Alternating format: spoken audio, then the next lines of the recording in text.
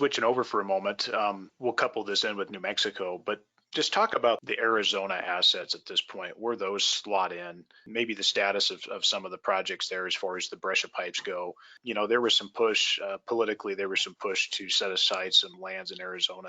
And then, of course, I understand that there was a supporter in New Mexico with regards to this recent bill.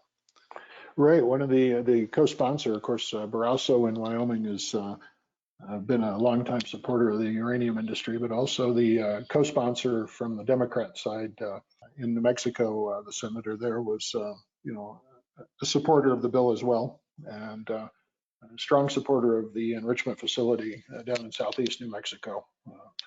So that's, I think, at least a bit of a tailwind for us in New Mexico long term. Also a big advocate of First Nation or Aboriginal rights, so that should fit in as well.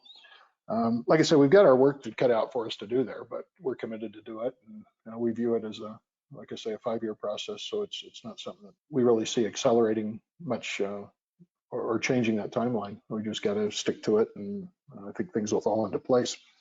In terms of Arizona, those are conventional assets. They aren't amenable to in situ, at least not to current in situ technology. We don't view them as core assets, but we aren't in any sort of hurry to get rid of them. One of the things that we are looking into is through our 40% interest in Group 11, a private company that's looking into in situ alternate technologies of not only uranium but other metals. We're looking into, and by using new lixiviants or solutions to dissolve the metals underground.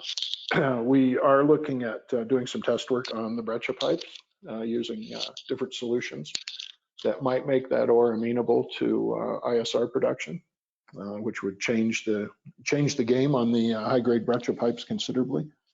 Here again, that's just test work that we have planned. We do not see any conventional production in our future. As I mentioned, Energy Fuels has the White Mesa mill and is the not only the dominant, but the only conventional processing plant in the U.S., and we think likely to remain that way for the foreseeable future. Our expertise has been designed through our plan to be focused on ISR. That's where we've had our success. That's where the bulk of our background is in terms of the staff and the guys on the board.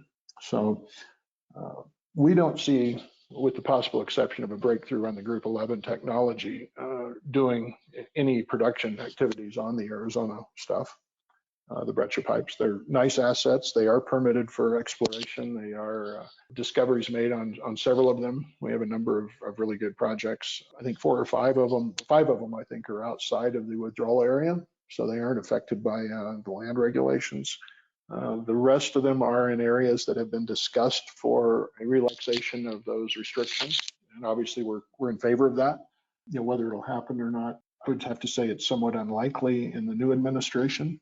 Don't know if Trump will get around to following through and relaxing those before he leaves, and if he does, I'm not sure how long that would hold in the new administration anyway. So we're sort of in a wait and see there. We're optimistic that we might make a breakthrough with the Group 11 process, which obviously would have immediate impacts to projects that are not in the impaired area or restricted area, but might also conceivably be enough to alter any opposition towards that, assuming we could show that there is an in situ means to produce there. So that addresses the Arizona projects. And then we do have some non-core assets in Utah that we've already begun talking to a couple of firms about taking on.